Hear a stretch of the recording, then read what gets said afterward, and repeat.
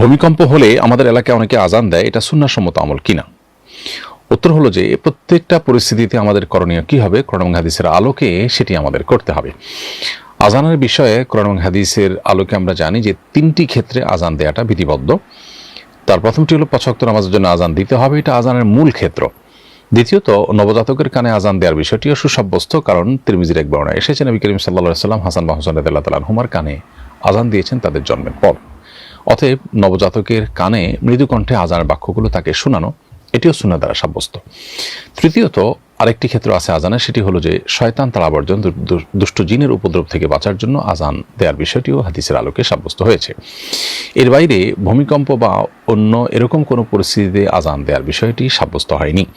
তবে ভূমিকম্প শুরু হয়ে গেলে একজন ইমানদার তিনি আল্লাহর দিকে রুজু করবেন, আল্লাহর দিকে ধাবিত হবেন, আল্লাহর কাছে আশ্রয় প্রার্থনা করবেন, দোয়া ইউনুস প্রার্থনা পড়ার মাধ্যমে লা ইলাহা ইল্লা আনতা সুবহানাকা ইন্নী কুনতু মিনাজ জালিমিন, অথবা দুরুদ, ইস্তিগফার, ইয়া হাইয়্যু ইয়া কাইয়্যুম বিরহমাতিকা আস্তাগীস, যে সমস্ত আমলের মাধ্যমে আল্লাহর কাছে সাহায্য চাওয়া যায় সেগুলো করতে পারেন। সেটার বাইরেও বিশেষজ্ঞগণ আত্মরক্ষার জন্য যে সমস্ত পজিশনে যেতে পারেন সেগুলোতে যে নিজের আত্মরক্ষার চেষ্টা করতে হবে। স্পেশালি ভূমিকম্প থেকে বাঁচার জন্য আগে থেকেই একটি দোয়া পড়া যেতে পারে, ভূমিকম্প চলাকালীন সময়ও পড়া যেতে পারে। সেটা হলো আল্লাহুম্মা ইন্নী আউযুবিকা মিনাত তারাদ্দি ওয়াল হাদাম।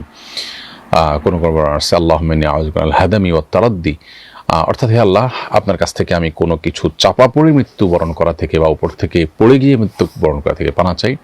ওয়া আউযুবিকা মিনাল গারাকি ওয়াল হারাক, এবং আপনার কাছে আমি পানা চাই পানিতে ডুবে কিংবা আগুনে পুড়ে মৃত্যুবরণ করা থেকে। তো আপনি ভূমিকম্প থেকে আত্মরক্ষার উদ্দেশ্যে এই দোয়া পড়তে পারেন।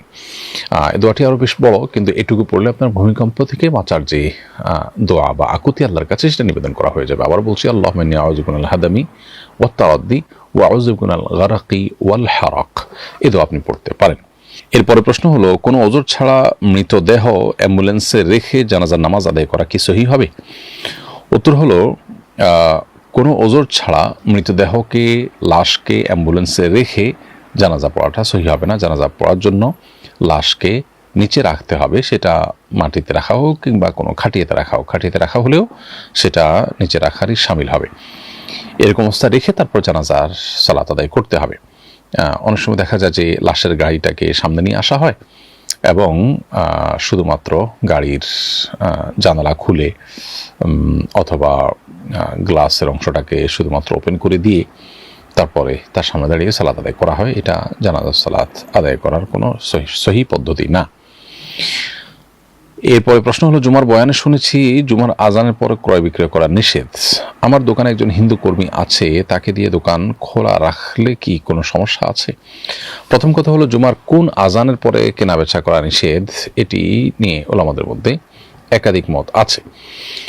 মৌলিকভাবে নবী করিম সাল্লাল্লাহু আলাইহি ওয়াসাল্লামের সময় যেহেতু দ্বিতীয় আজানটিই ছিল এবং কোরআন নাজিল হয়েছে তখন, অতএব স্পষ্ট বোঝা যায় যে জুমার দ্বিতীয় আজান যেটাকে খুতবার আজান বলা হয়, সেই আজানের পর আর কেনাবেচা করা সম্পূর্ণ এবং স্পষ্টত নিষিদ্ধ।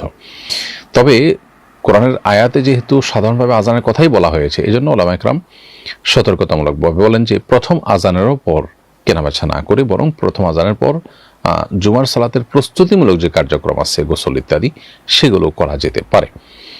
কেনাবেচা করা প্রথম আজানের পরেও জায়েজ হবে না। আর এটাই হলো সতর্কতামূলক মত। কিন্তু আপনার যদি কোনো হিন্দু কাস্টমার থাকে, তাহলে সেই হিন্দু কাস্টমার যদি কেনাবেচা করে তাহলে এটা না জায়েজ হবে না, হারাম হবে না, কারণ সে বেসিক্যালি তার জন্য শরিয়ার বিধান প্রযোজ্য নয়। কিন্তু তার দ্বারা দোকান খোলা রাখার মাধ্যমে যদি মুসলমানদের নামাজের প্রতি অনাগ্রহ তৈরি হয় কিংবা মুসলমানরা এটাতে এঙ্গেজড হয়ে যায় এবং নামাজ দিতে বিলম্ব করে, তাহলে সেটা আপনার জন্য স্বতন্ত্র নিষিদ্ধ বিষয় হবে। বাকি মোটা দাগে সেই হিন্দু কেনাবেচা করলে তার জন্য তো শরিয়ার বিধান প্রযোজ্য না, বিধায় সেটি মৌলিকভাবে জায়েজ আছে।